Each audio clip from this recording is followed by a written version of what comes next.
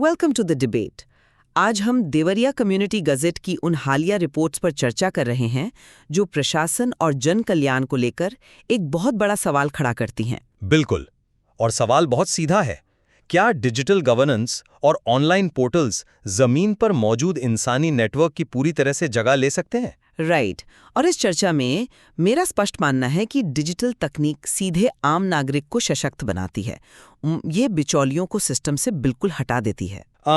और मैं इसे थोड़ा अलग नजरिए से देखता हूँ। मेरा तर्क है कि डिजिटल पहुंच सुविधाजनक जरूर है, लेकिन समाज के जो असली और संवेदनशील मुद्दे हैं ना, वहां मानवीय संपर्क ही काम आता है। अच्छा, तो चलिए इसे थोड़ा गहराई से समझते हैं। देखिए, डिजिटल ढांचे का सबसे बड़ा फायदा है निष्पक्षता और स्पीड। जैसे देवरिया में जो नई ऑनलाइन व्यवस्था आई है। आप ई-खतौनी की बात कर रही हैं, राइट? हाँ बिल्कुल। पहले आपको जमीन के कागजात के लिए हफ्तों तहसील के चक्कर काटने पड़ते थे। अब आप सिर्फ 15 रुपए का शुल्क देकर 24 घंटे कभी भी ऑनलाइन खतौनी निकाल सकते हैं। वो तो है, समय की काफी बचत होती है। और सिर्फ यही नहीं, जो आने वाली डिजिटल जनगणना है उसमें ऑनलाइन स्वगणना की सुविधा होगी। मतलब लोग अपना डेटा खुद भर सकेंगे।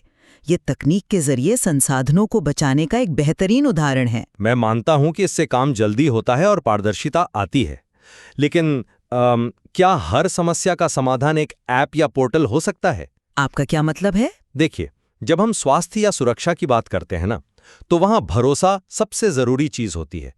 पत्थरदेवा ब्लॉक का उदाहरण लें। वहां टीबी और फाइलेरिया के लिए जो जागरूकता अभियान चला, वो इसलिए सफल हुआ क्योंकि ग्राम प्रधान, आशा और आंगनबाड़ी कार्यकर्ता घर घर गए थे। हाँ, उन्होंने जमीन पर काफी काम किया था। एग्जैक्टली। एक पोर्टल आपको बीमारी की जानकारी दे सकता है, लेकिन एक झिझकते हुए ग्रामीण को इलाज के लिए राजी करना, वो सिर्फ एक इंसान ही कर सकता है। वहां डिजिटल तकनीक इतनी प्रभावी नहीं होती। मैं आशा कार्यकर्ताओं वाले उस मानवीय जुड़ाव की बात से पूरी तरह सहमत हूँ, लेकिन जरा एक अलग एंगल से सोचिए। जो ऑनलाइन रोजगार पोर्टल है, उसने देवरिया में कितना बड़ा बदलाव लाया है। रोजगार मेलों के संदर्भ में? बिल्कुल। हाल ही में उत्कर्ष स्मॉल फाइनेंस बैंक की जो भर्तियां सेवायोजन पोर्टल के जरिए हुई। हाँ, जिसका वेतनमान करीब 10 से 16,000 के बीच है। राइट।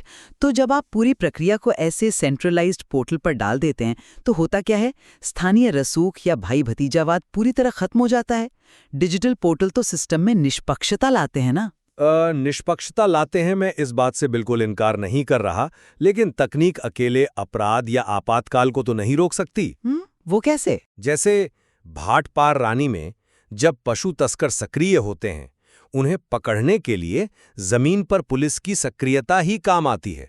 कोई ऐप उनका पीछा करके उन्हें गिरफ्तार नहीं कर सकता। डिजिटल सिस्टम सिर्फ एक नर्वस सिस्टम की तरह है। अच्छा, ये एक बहुत मजबूत पॉइंट है। लेकिन जरा रुकिए। क्या हम ये नहीं कह सकते कि डायल 112 या 1090 जैसी डिजिटल हेल्पलाइन ही उन पुलिसकर्मियों को सही दिशा देती हैं? हाँ, दिशा तो देती है। तो फिर बिना डिजिटल कम्युनिकेशन के वो जमीनी पुलिस भी तो अंधेरे में ही तीर चला रही होगी ना। तकनीक ही उस मानवीय बल को प्रभावी बनाती है। पॉइंट है आपका।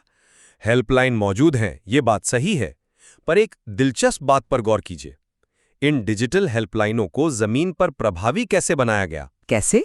मिशन शक्ति के तहत थाना बरहज और भाटपार रानी की पुलिस को भौतिक रूप से स्कूलों में जाकर बच्चियों से मिलना पड़ा। उन्हें पैम्पलेट बांटने पड़े ताकि वो इन नंबरों के बारे में जाने और बिना डरे इस्तेमाल कर सकें। अरे वाह, तो तकनीक को अपनाने के लिए भी इंसानी मदद लगी। बिल्कुल। नीतियां और हेल्पलाइंस डिजिटल हो सकती हैं, लेकिन जागरूकता और हौसला आज भी मानवीय संपर्क पर ही निर्भर है। मैं समझ रही हूँ। तो अगर हम इस चर्चा को समेटें तो ये साफ है कि ई-खतौनी और ऑनलाइन रोजगार पोर्टल जैसी तकनीकें नागरिक जीवन को बहुत सरल और पारदर्शी बना रही हैं। सही कहा। और वहीं दूसरी तरफ स्वास्थ्य शिविरों या पुलिस गश्त जैसे मानवीय हस्तक्षेपों की भूमिका भी उतनी ही अहम है। हम सिर्फ एक पर निर्भर नहीं रह सकते। बिल्कुल। तो दोनों पक्ष इस बात पर सहमत हैं कि डिजिटल बुनियादी ढांचा बहुत जरूरी है, लेकिन जब मिशन शक्ति या फाइलेरिया जैसी जटिल चुनौतियों की बात आती है तो जमीनी नेटवर्क का कोई रिप्लेसमेंट नहीं है। एग्जैक्टली। इस विषय पर कोई भी एक दृष्टिकोण अपने आप में पूरा नहीं है। श्रोताओं को खुद सोचना चाहिए कि हमारे समाज में डिजिटल सुगमता और मानवीय जुड़ाव के बीच सही संतुलन कैसे बने। और देमरिया कम्युनिटी गज़ेट की रिपोर्ट इस बारे में सोचने के लिए एक बेहतरीन शुरुआत है। चर्चा में जुड़ने के लिए शुक्रिया।